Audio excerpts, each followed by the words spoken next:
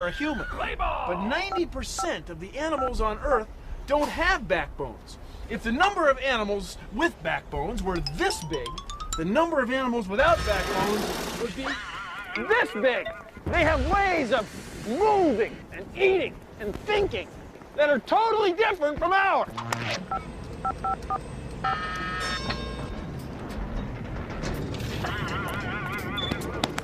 They're called invertebrates.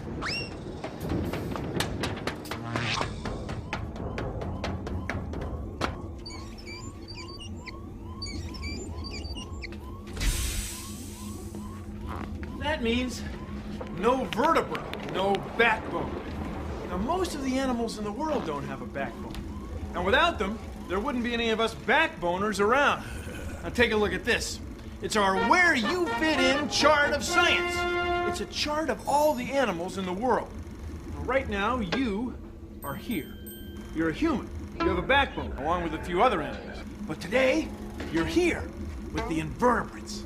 Most of the animals that live in the sea, bugs and insects on the land, and the worms that crawl on the ground. They all have no backbone. Now, here's a classic. It's a squid. Actually, it's a rubber model of a squid. And it's an invertebrate. And it moves something like this.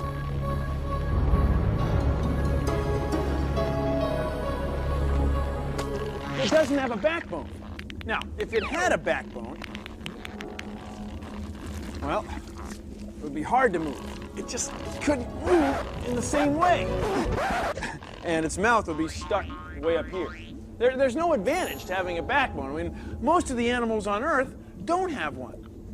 Without bones, though, it is hard for invertebrates to get very big. They get too spread out for how much they weigh, unless they live in the sea. Then the water supports them.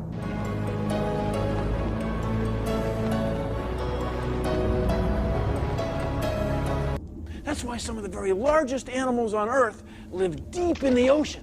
From high in the mountains to deep in the sea, invertebrates are everywhere.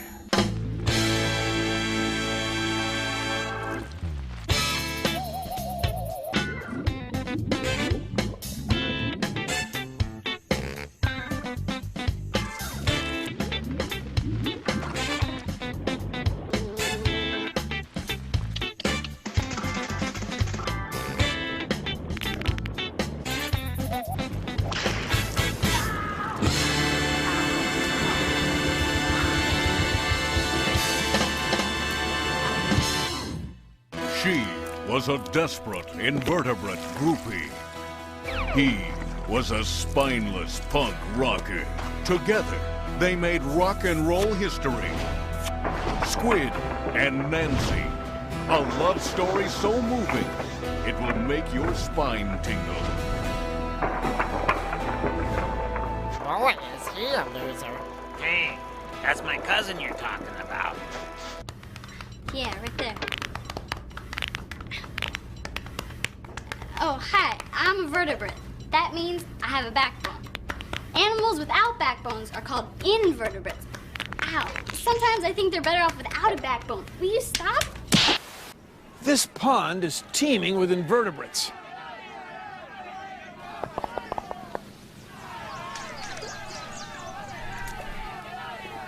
You can't see them, but they're there.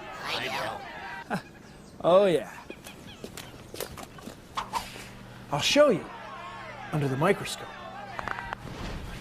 Let's put a drop of water here, and then turn it into position. Now we're looking for something moving. Oh, right there, right there. Do you see it? Do you see?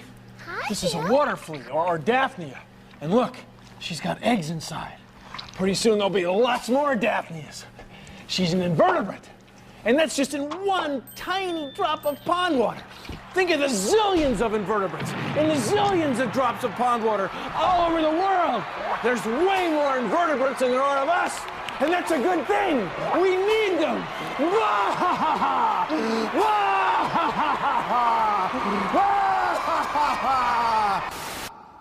The best best way to learn about invertebrates is to study them yourself.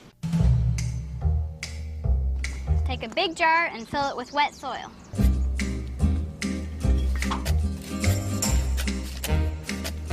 But the dirt shouldn't be too wet or packed too tight. Pour a little bit of brown sugar on the top so your worms have something to eat. Then wrap some black paper around the jar. You know, because worms like their privacy. Now you add about a dozen worms. Cute. You can collect earthworms outside after it rains, or you just dig up some dirt and find them squirming around.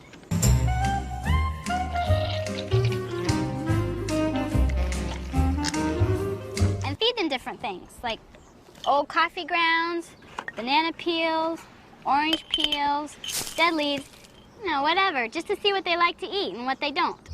After a couple days, you can see all the pathways and the tunnels that the worms make and what they ate.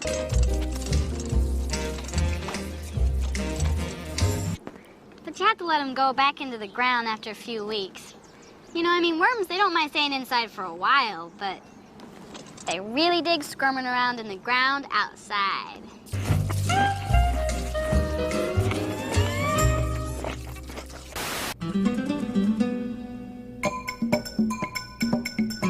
Butterflies are what? Insects. And insects are what? Invertebrates. That's right. Every insect is an invertebrate. Just because you're an invertebrate doesn't mean you're not pretty. You know, you might think of worms, slimy little protozoans. No, but butterflies are beautiful. And they've got no backbone. And if I sit like this too long, I'm not going to have a backbone either.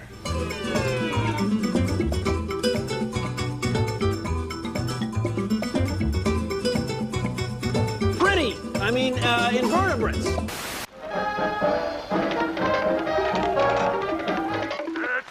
All right, listen up, you spineless creatures. Are you aware that you outnumber the others by about 30 to 1? Can live just about anywhere, move in highly specialized ways. Oh, what if most of you are slimy and don't have a backbone? Invertebrates, you're supposed to be spineless. Now you there and you show them who rules the world. Sorry, little fella, I didn't see you down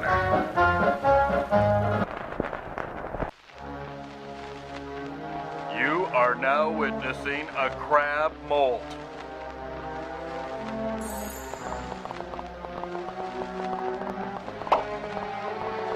It is literally walking out of its own skin. Many invertebrates can do something that animals like us can't. If they lose an arm or a leg, they can grow a whole new one. Take a look at this. This is a crab shell from a crab that got in a pretty bad fight. He got pinched by another crab. Look, he lost a lot of his shell over here, and his whole left claw is gone. His whole left arm is pinched off. Now, crabs grow by shedding their shells. We say they molt. So this is the first shell that the crab shed after he got in that bad fight. The next time he shed his shell... At the seashore? Look, this part of his shell is repaired, and he has a whole new left claw. Brand new arm. Isn't that wild? And then the time he shed his shell after that, his left claw is almost full-sized, and his body is just about back to normal. See, invertebrates can do this because their bodies aren't too complicated. If an animal like us tried to do it, we have too many muscles and bones and tendons and nerves. We can't pull it off. But crabs can. See, look. This is the same crab. He's over here. He's fine.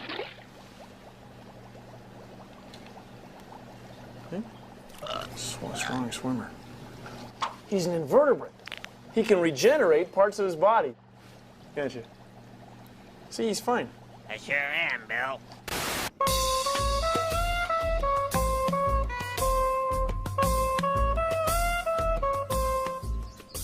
Is there anything in there? Oh, weird. Caught something? There's some caterpillars. Alright. This is a camel cricket, and it is nocturnal. And if we didn't set the trap, we wouldn't have known they lived in growth forests because it's nocturnal and we've never seen it. It's weird looking. Wait, look at that one. Oh, weird. Ew. We use the pitfall trap. It catches them live. It uses bait like fruit rinds and leaves and stuff. All invertebrates are very important to the forest. They each have a job or a place or a role. There's a chemical thing in there. Yeah. Black and kind of stripes. We separate them out into different groups, and then we send them off to scientists, which identify them more closely. Invertebrates really roll. You and I are vertebrates. We have brains connected to a central nervous system which runs through our spine, our backbone. But invertebrates have no spines, so how do they know what to do? Well, please consider the following. Many invertebrates have what's called a nerve net. Their nerves are spread through their whole bodies and they operate without a brain. If one part of the nerve net gets stimulated or tickled, it can signal another part without having to send a signal all the way to a brain and back. In a way, it's a lot less complicated. So, if this side of the sea jelly gets a signal like, what's that smell? And then, go this way. It can do it without using a brain. So the way an animal, like a lobster, looks at the world has got to be completely different than the way we look at it. Because it's like this animal has its brain spread through its whole body. There's no backbone, no spine, no central nervous system. I mean, an animal like this probably never forgets what it's going to do next. Oh, it's the old forgot what I was gonna do next gag again. Next, he'll probably say, thank you for joining me on Consider the Following. Oh, yeah. Thank you for joining me on Consider the Following. Take me back! Warning. The previous information applies to most but not all invertebrates. The cephalopods, squid, and octopi have a highly organized and centralized network of nerves known as a brain. Yeah, a little to the left. My upper spine hurts. Yeah, right there. Oh, it's you again. Well, there are far more animals without backbones than there are with backbones. That's why you never see an octopus getting a massage. Invertebrates are often simple inside. This is an Ascaris worm. It's a parasite. It lives inside another animal, namely us. They grow from eggs that can get inside humans, usually after we don't wash our hands and then put our hands in our mouths. Ascaris worms can make us sick. No human wants them around. So to make sure their species survives, these worms make lots of eggs. If all of those eggs grew to full-size worms, there would be 35 new worms a second, represented here by this plate of spaghetti. That's every second. They eat and make more invertebrates. 350 eggs every 10 seconds. If we let them, they'd make over 2,830 eggs every minute. It's a strategy that many invertebrates go for. 125,000 eggs every hour. They don't hunt, fish, or farm. They get us to bring their food to them. And it would be over 3 million of them every day. They're invertebrates. They try to reproduce. You've got to respect that. Oh, boy. See, this is just spaghetti. It's just a representation, really.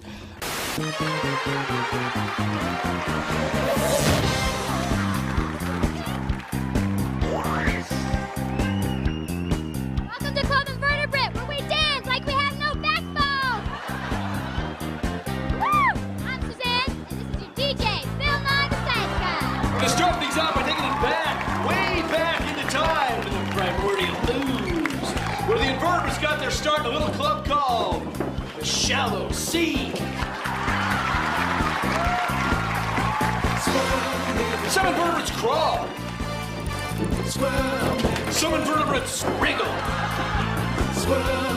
Some invertebrates swim. Some invertebrates fly. And some invertebrates just ooze. But they do it all without a backbone.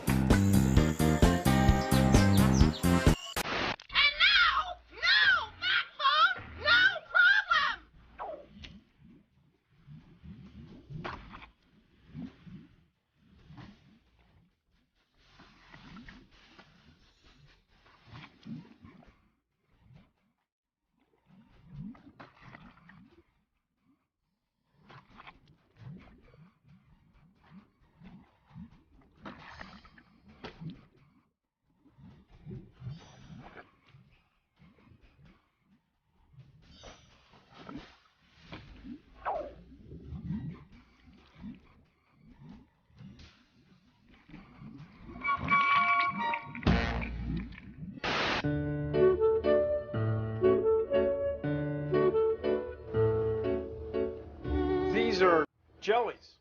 Sea jellies. Jellyfish. Of course, they're not fish at all because they have no backbones. They're invertebrates. They drift through the sea, eating tiny little things. They're carnivores.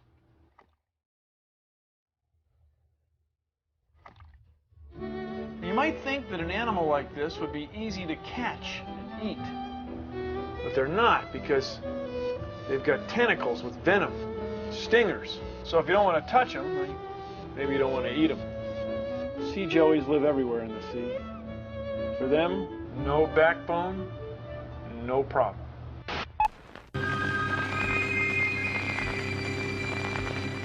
Well, look, of course the movie stunk. The director's a dung beetle. Second, I'm gonna lose this guy. Yeah, I gotta go. Yeah, my tapeworm is here. Hey, T-worm man, how you doing? Don't the buzz on you, okay? People find you disgusting. Say you live in their intestines, absorbing their food. Well, you know what I say? I say, hey people, lose weight the easy way with the tapeworm diet.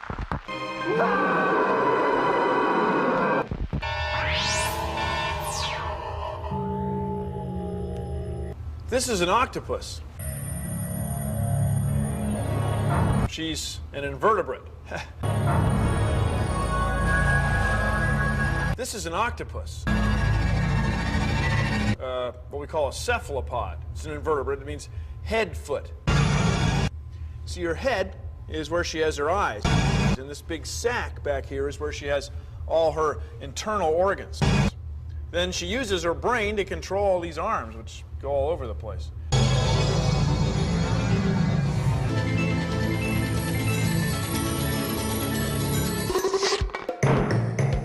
Get a long balloon like this one and fill it about halfway with water.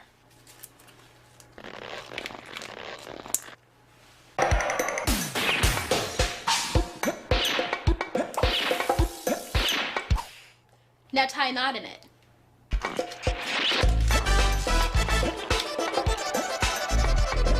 See, a balloon is just like an invertebrate. It doesn't have a backbone. So if I hold it like this, it folds in the middle. It loses its shape and it can't support its own weight. But look, when you put it in the water, it straightens out. The water supports it. That's why the world's largest invertebrates, like octopi and giant squid, live in the sea, because the water supports them. But don't take my word for it. Try it. So come on, everybody! Do the invertebrate!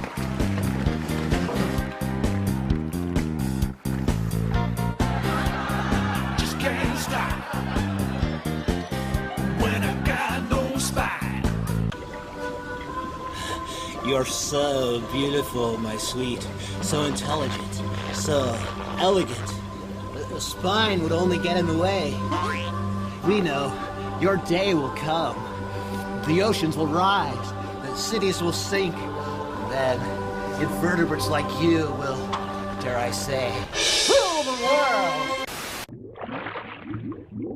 This is a sea star. What's he saying? I think he's saying, this is a sea star.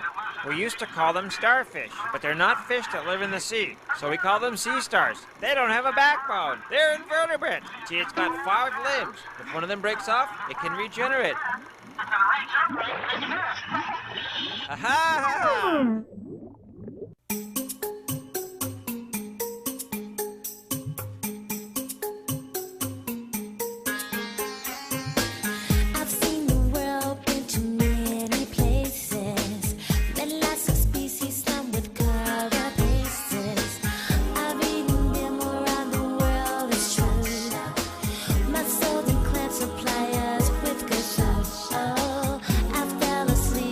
With garden smells and